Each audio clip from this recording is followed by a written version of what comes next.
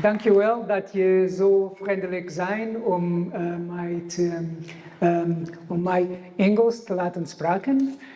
Ik ben aan het leren, maar Nederlands is een beetje moeilijk voor mij. Dus ik kan begrijpen als ik ondertitels heb, maar het is moeilijk om te spreken. Productief is het moeilijk voor mij, maar misschien in de nabije toekomst kan ik in Nederlands met jou praten. Yeah? Thank you so much. Now I really need to switch to English, otherwise I will freeze. So I was sitting there and I was thinking, wondering when was the last time that some of you were actually sitting in a lecture, right? Perhaps it was some years ago, and perhaps back then you couldn't be sitting with a nice drink, with a glass of wine, with a beer. So I hope this will be a pleasant experience for you, and I hope I will also have fun. Yeah, so thank you for being here. And to begin, just to kick off this conversation, I would like to give you just a couple of seconds to recognize who this person is and what is happening here. I think it will be familiar for all of you. And this is because I'm trying to make a point about why we should learn and know about theory and then use theory. So if we take a theoretical approach, all we see here is an apple falling from a tree. And we can, of course, conclude that apples fall from trees, right? If we take a theoretical approach, we can have a glimpse into a fundamental law of nature, and our ability to understand this law eventually helped us launch rockets into space and enable space exploration, which is, of course, just beginning. Now, also, a couple of seconds to look at this person and identify what is happening in this scenario. So also quite familiar to all of you, or most of you, I assume. And again, if we take a theoretical approach, we can conclude that there is this wonderful diversity in the animal kingdom. But if we take a theoretical approach, we can see this beautiful taxonomy of species as a building block for an overarching, coherent understanding of life on our planet. These two examples illustrate how theory can add value and how it can help create solutions in a number of fields of human endeavor. This is because theory can help us explain and understand a given focal topic. It can help us understand how relevant variables operate and the processes that are involved. And of course, this is very important. We can use theory to generate predictions, which we can then test. So we can put these predictions to the test, and that's basically then how knowledge evolves. This is why Kurt Lewin, one of the founders of social psychology, so I was just telling you how I was trained as a social psychologist. This is one of the fathers of social psychology, and he argued many, many years ago that there is nothing so practical as a good theory. And this is what I will try to illustrate here with just a couple of examples. So I will actually show you examples of very, very simple studies that we have conducted recently and are now published and actually open access. So before I introduce these examples, I would like also again to give you a couple of seconds to think about what is the single theory that has informed the most health, sustainability, behavioral interventions in history, but also communication products, communication campaigns. I'm assuming, so we always ask this to students, and they never really know how to answer this question. But you will be familiar with the concept.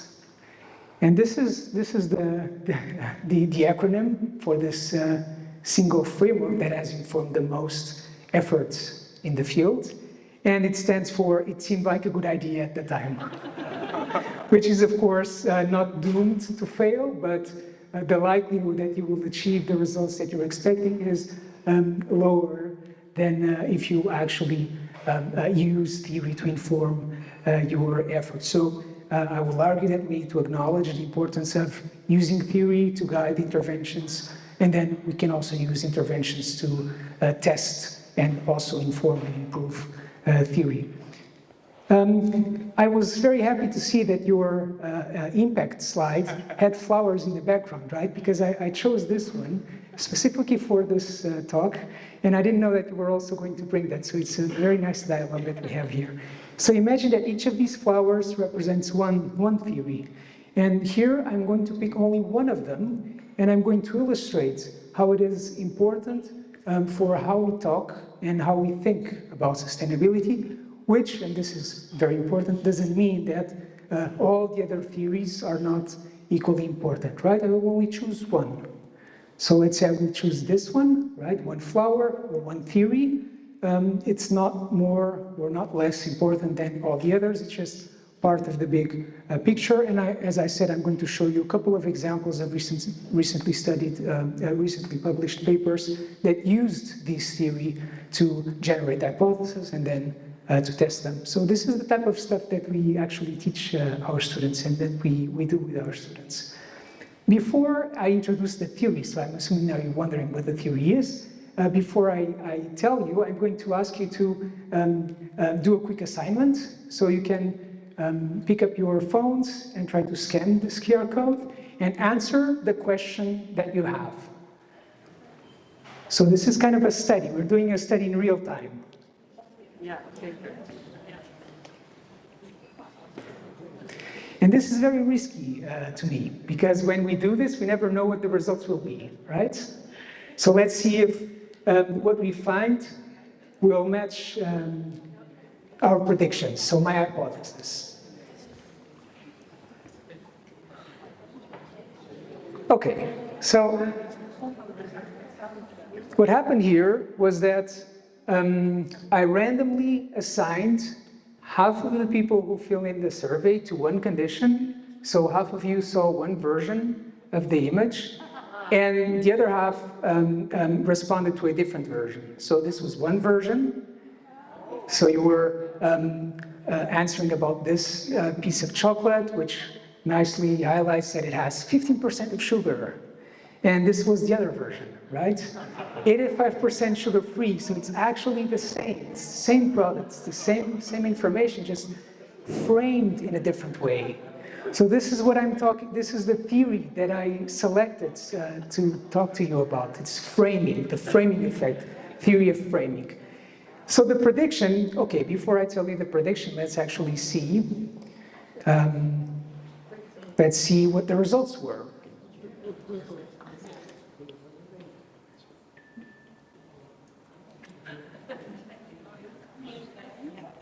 So science in real time, it's loading. I do this every year with our students, and the results are always, the hypotheses are always confirmed. Let's see what happens here today.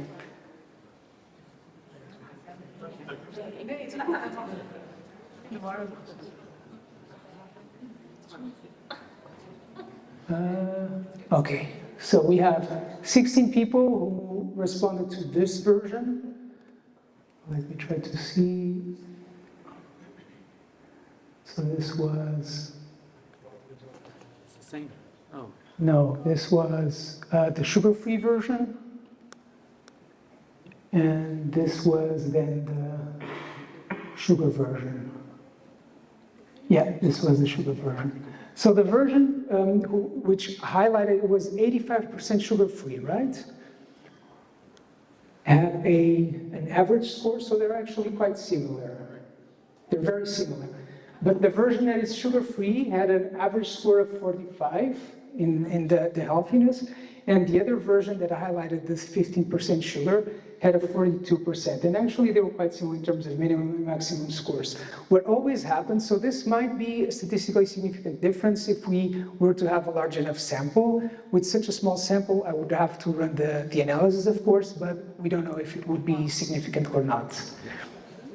So what happened here? Let me tell you what happened.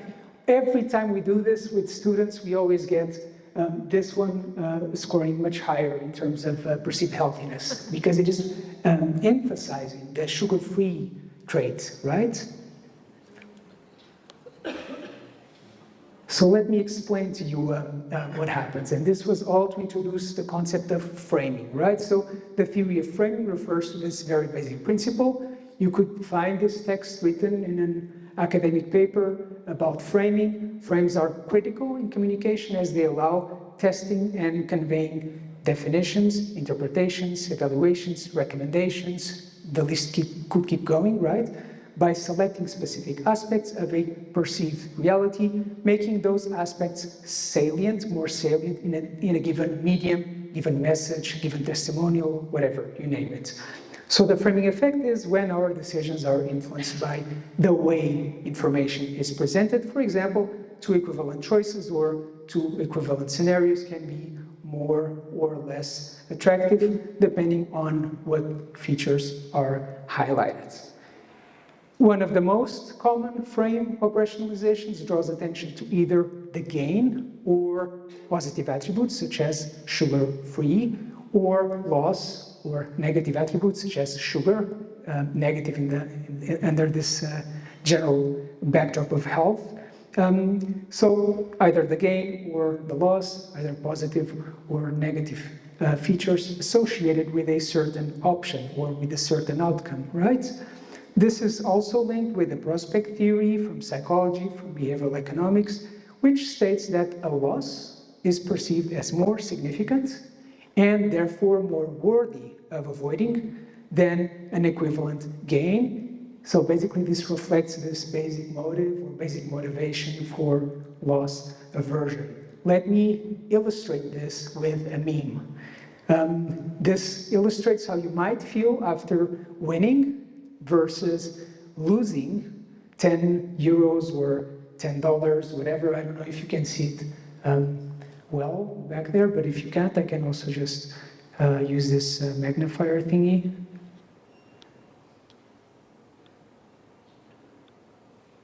Yeah, so this person wins $10. Oh yeah, not bad, good. And then this heightened reaction when you lose the same amount of money. So this is a fun meme, but it's actually a very established psychological phenomenon. In more technical terms, so proportionate gains or losses lead to a disproportionate utility, or this utility here presented in terms of happiness or pain, right? So you see here, proportionate gains or losses lead to a disproportionate utility, right? So the loss leads to a greater disutility or pain compared to an equivalent gain. So people, the corollary, the bottom line is that people tend to react much more strongly to loss than to an equivalent gain, which has, of course, consequences for many applications. For example, in health, in the field of health, this is an example. So one of these communication products could be expected to be more effective than the other. But also, and this is important, of course, in the field of sustainability. So sustainable transitions require changing the status quo, and changing the status quo can have positive or negative attributes. When we talk about sustainability, it often comes with a loss frame. So of course, when we talk about sustainability in more abstract terms, it often comes with this loss frame that, well, that will happen if we don't change our habits and lifestyles, right? But then when we talk about and we think about sustainability in more practical terms, it also comes with a loss frame, but now everything that we need to stop doing in order to live more sustainably, right? So this might really activate this loss frame. And we wondered whether this emphasis on loss can lead consumers to being less supportive of sustainable food transitions and, for instance, policies promoting these changes. So this was a question that we had.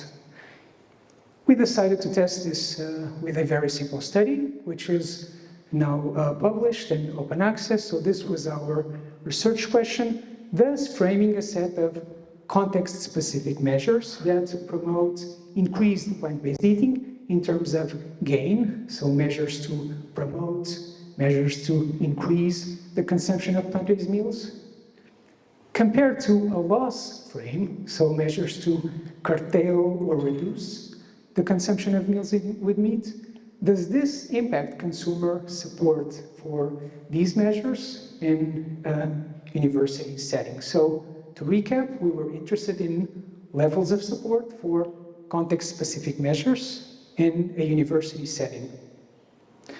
We used a specific type of framing, different consequences framing, and put simply, these were the two frames. So one, gain frame measures to promote or increase the consumption of plant-based meals, loss frame measures to curtail or reduce the consumption of meals with meat. So these were the frames. A snapshot of the methods, just so you can get what we did. The two versions were, so I asked you to fill in the survey, and I also had two versions of the same image, right? Basically two versions of the same stimuli or stimulus. So one emphasizing the loss, one emphasizing the gain, or negative attributes versus positive attributes. It's also what we did here, in this case with text, instead of using visual stimuli. So we had two items. We asked people to respond to two items, measuring German support. One item asked about policies promoting increased consumption of plant-based meals. The other item asked about policies promoting reduced consumption of meals with meat. And then we had 16 mirror items, which were kind of, the mirror of itself, just to give you an example. One item, so we asked people to answer to this item, serve only plant-based meals in the university canteen. The other version was, do not serve meals with meat in the university canteen. And we asked people to answer to this on a Likert type response scale from totally disagree to totally or completely agree. In this case, so in your case, I randomly assigned half of you to watch one version of the stimulus and the other half another version. This, we didn't even do that. We asked all questions to the same participants. And still we saw these effects. This is just a quick snapshot of the results. We will obviously not go through this, but basically we found what we expected. So people were indeed more supportive of the gain frame messages, the messages that emphasized increasing the consumption of plant-based meals, compared to the loss frame messages, the messages that emphasized reducing meat consumption, even when the items were just the mirror, right? It was in practice the same, they were just phrased differently. And important, this was with a within subjects design. So I was telling, everyone answered to all the items, and still people were more supportive of one version than the other. This aligns very well with what we talked about loss aversion. It also aligns well with another theory, the theory of psychological reactance, which repeatedly shows that people react very defensively to perceived threats to their sense of choice, to their sense of freedom, to their sense of self-determination. And of course, it's important to acknowledge a number of limitations. So this was a study conducted in a single context with a specific group of people, but still it is evidence that gain compared to loss frames can be a quite simple and potentially effective way to help increase consumer support for these policies. Of course, this does not work, it's not effective in a vacuum, right? So you always need a number of measures pushing in the same direction, but it is a quite simple and straightforward way to try to work around some of the challenges that we have whenever we try to communicate these changes, right? Now, a second assignment before I introduce the second example, and I'm going to ask you to scan this QR code and to rate how appetizing you find each of the meals that the platform will show you. So I see that most of you have already completed it. If you haven't, it's fine. Because, well, of course, this would work better before dinner than after dinner, right? Can perhaps anyone tell me what you noticed when you were filling in the survey? Yes? It was 2 times the same. Exactly. But then a bit more spicy. Exactly. So thank you very much. Exactly. So it was quite clear that this is yet another example of a framing operationalization of frames, this time different types of frames. And this is to illustrate another point that I wanted to make. So we can frame, any type of information can be framed, right? Whenever we convey information, we are using a certain frame. Sometimes we use the default frame, which doesn't mean that we cannot use a different type of frame. So we talked about gain or loss frames, different consequences framing. This is another type of frame. And this study, this is a relatively recent study, they asked participants to do exactly what you did, right? And this is the pattern that they found. So what they call the simulation-based description generated consistently across meals higher scores of perceived, what was it? They asked how appetizing, I think, right? The scale was how appetizing you think each of the meals is? Yes, so they found scores from 1 to 100 consistently higher in the simulation-based description compared to this control or default baseline description. This is very well aligned with the grounded cognition theory of desire, which argues that people represent foods and drinks through potentially rewarding simulations or re-experiences, reenactments of consuming those foods. These simulations, in turn, can increase desire and motivated behavior. Another type of frame. Before I then introduce the study that we conducted that partly aligns with this type of operationalization of frames and framing, I'm going to situate the study in this broader backdrop of these recent developments in cellular agriculture and lab-grown meats. I'm assuming most of you, if not all of you, have already heard about this, lab-grown meats. What are your impressions about this? So people who, I don't like to ask who eats meat and then ask them to tell us what they would expect about, let's say, the taste. But I'm still going to ask you to think, you don't need to respond, how tasty you think lab-grown meats will be, how familiar, whether you would be willing to buy lab-grown meats, or at least to try, whether you would be willing to replace conventional meat with lab-grown meats. Yeah. This was exactly the type of questions that we asked our participants. And we found that their answers varied quite substantially based on the frame that we used before asking those questions.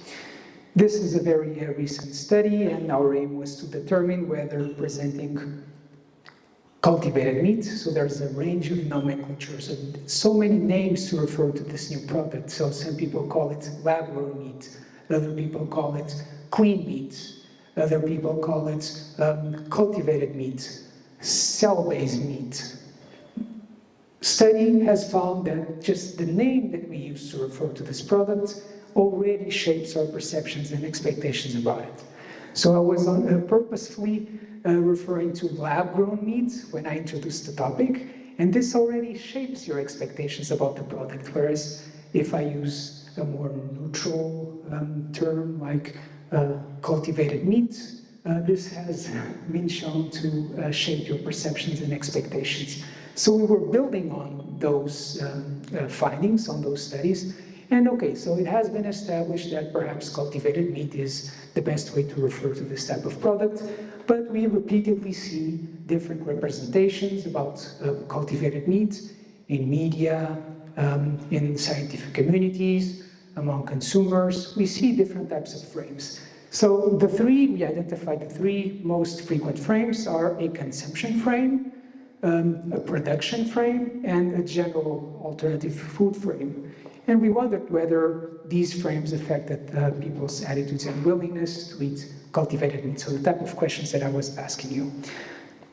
I'm going to show you, this is probably not really easy to see, but I'm going to highlight some of the keywords that we used in each of the frames, right? So this was the production frame. And this is basically what we asked people to read, right?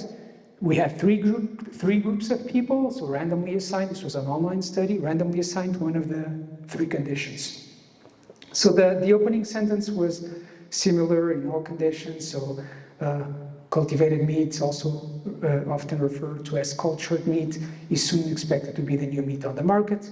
And then this is not helping, so I'm just going to zoom out. We have this text, cultivated meat is essentially meat that is grown in a lab, taking muscle biopsy from a live animal that is then cut to liberate the stem cells. These cells are cultured using a medium that provides nutrients, hormones, growth factors. So you get the sense that this was the type of description that was based on actual materials that are available and that are circulating out there, right? So this was one version, production frame, emphasizing all about how it is produced. This was the other version, consumption frame. Cultivated meat is a new product that has the same taste and feel as other types of meat. It can be cooked and served juicy, crispy, or just how one enjoys it. There's a large variety of meat types that can be cultivated, and then we refer to the different types of meat. When people can buy these meats, once they are available, so just in the deli shop, they can find it in restaurants. So it's really this consumption frame, right? Aligning this new product with conventional representations of meat as a normal everyday product that you would find, right? And then you have this general alternative food frame that was kind of a more neutral frame. So as the variety of food supply increased, foods from all around the world became more available to us. And then we refer to gluten-free, low-fat, low-carbohydrate foods, plant-based meat alternatives, and cultivated meat as just one among many other products. This is the design. We will not spend too much time with this, but this is clear. So we have three different versions, so three different frames, let's say, production, consumption, and general alternative food frame. And these are the measures that we then use. So the type of questions that I was asking you, please tell us your opinion. I think when it enters the market, and then items like, I think it will be natural, I think it will be tasty, it will be familiar, all of this rated on a scale from completely disagree to completely agree. And then a general scale of attitudes, whether people are generally in favor or against this new product.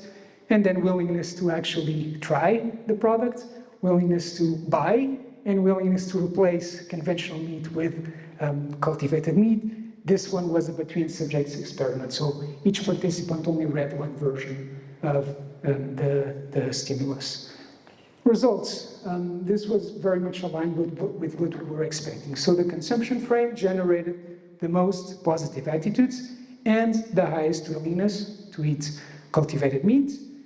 These differences occurred when we tested some mediation models. They occurred because participants perceived cultivated meat as more natural, familiar, and tasty when presented with the consumption frame versus the other frames. Of course, it was not surprising that the production frame yielded the lowest scores across all variables, right? Perceived or expected tastiness, familiarity, attitudes, willingness to try, buy, replace. It was really consistently, certainly not favored among consumers. And these findings reinforce the importance of carefully framing, carefully communicating about cultivated meat with prospective consumers. And this really shapes then the public discourse about this product, which then of course can have implications in terms of how market regulators, policymakers approach this product and how it is introduced in the market, which of course then may have consequences for its success. And it is at the moment seen as one option among others to try to mitigate some environmental and ethical concerns about the current food systems, right? So it is important how we frame, how we talk, how we think about products like this one, discourses like discussions like the one that we were having, just a few minutes ago, it is important, and it has consequences, right? Yeah, so this is again trying to zoom out. We were focusing on just this small flower, this simple theory about framing and framing effects. I need to end with really emphasizing that it's just one among many theories that exist in the field, and it's really a missed opportunity anytime we try to design some type of campaign, some type of intervention without spending a bit of time looking at what this body of evidence and range of theories has to tell us. I had some bonus studies, but I'm tired, and you're also tired, so let's just stay with this one. Yeah, thank you very much for your attention.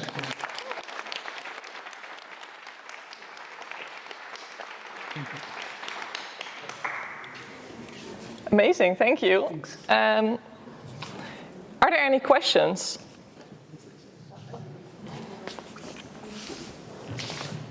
Yes. I was wondering, how are the reactions of policymakers on your studies, and how does it work in the field? Let me repeat the question for the mic. No, this mic. Sorry.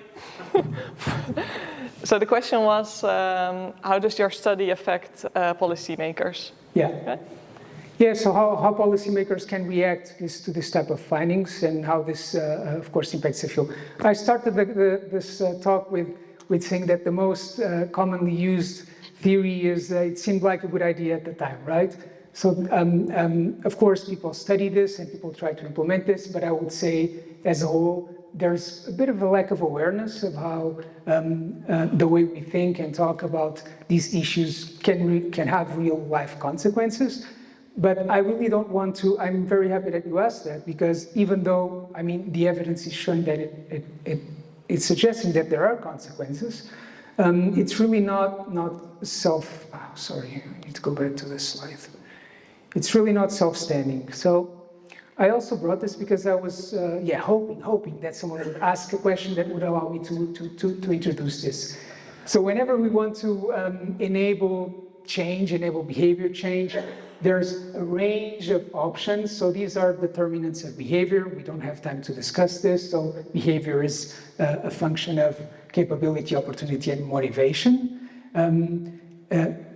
Change only happens when you are sufficiently motivated to change, or at least not strongly motivated to maintain the status quo, right? This is one dimension. But then there's also being able to change, that's capability, and then opportunity, the extent in which the context, the environment supports, enables change or not. So these are the determinants of behavior, and then if you want to target these determinants, so for instance, frame is all about targeting motivation domains, motivation variables. If you want to target these variables, you have a range of intervention functions, and then also a range of policy categories. So one of those is communication and marketing, right? And of course, policymakers can use these inputs to try to communicate the measures that they're trying to design, that they're trying to implement, perhaps lower the burden of enforcement. But still, these aren't self-standing. So you need to. So there's a metaphor, which is there are no silver bullets, right? There are no silver bullets to enable these changes. Some people will refer to a silver buckshot, right? So you need to shoot in all directions. There's also this movie that has a very catchy title that I think illustrates what we need.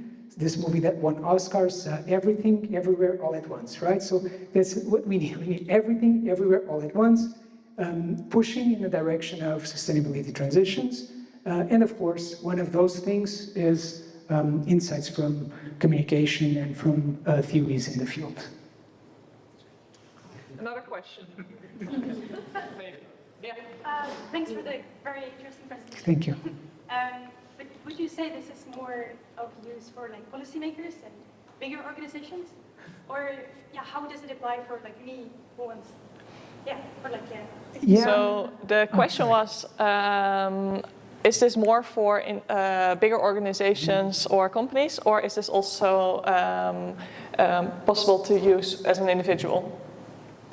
Yeah, for sure. I really think, well, wherever there is communication happening, this is happening, right? Just to go back to the notion of frames, whenever we communicate something, we are using a frame. We're just not even aware that we're doing so.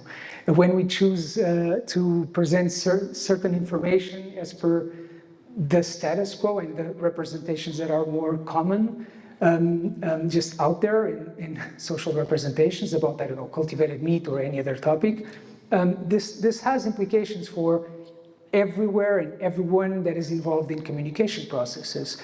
Of course, policymakers, I think it's easy to see how this is relevant, but also individuals when you're having conversations. Also, for instance, the example that we presented with the menu, right? What's on the menu? Small restaurants can, of course, very easily, with no costs, implement these changes. Big restaurant chains can also do it. This is just to illustrate how you can go from a very micro level to a big macro level, working with these different types of policies, right? Yeah, but thank you for your question. It's a good question. And then maybe one last question. Yes, here in the front. It's a small one. Like the last study that you presented, did you only ask meat eaters or Yeah. also vegetarians? No, only meat eaters. Yeah, so we had the pre-screener, and only people who ate meat were even eligible to take part in the study. So vegetarians even were eligible to participate. But it's a good point, right? Because if people don't eat meat, then of course they would be less influenced by these different frames, because there would be a floor effect, which is called the floor effect.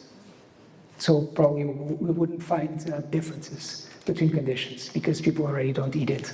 Or maybe like the different ones? Like Yeah, perhaps.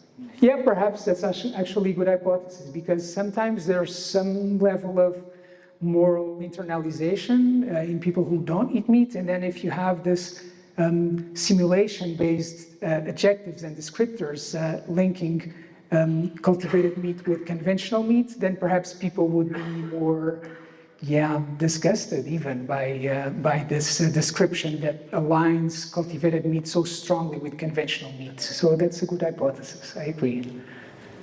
Thank you so much, Joe, for everything. And Thank you so much. Yeah.